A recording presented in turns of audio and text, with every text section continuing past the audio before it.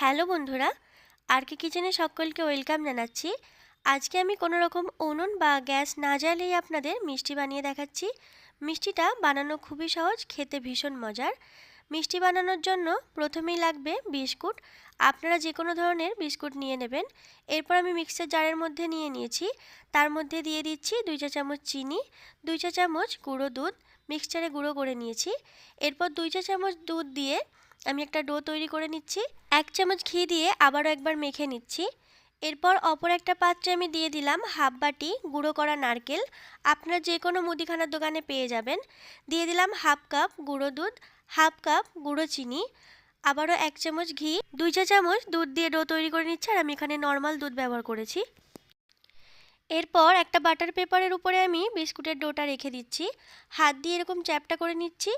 এরপর চৌকো শেপ দিয়ে দিয়েছি। তারপর যে সাদা রঙের ডোটা বানিয়েছিলাম সেটা দিয়ে দিলাম। এরপর আমি রোল করে নিচ্ছি। দেখুন রোলটা কিভাবে করছি।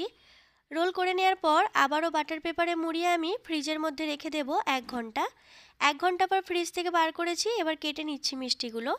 দেখুন মিষ্টিটা খুব সুন্দর তৈরি হয়েছে। আমার আজকের এই মিষ্টি রেসিপি যদি আপনাদের ভালো লেগে থাকে তাহলে প্লিজ একটি লাইক দেবেন, আমার চ্যানেলটি সাবস্ক্রাইব করবেন। ধন্যবাদ।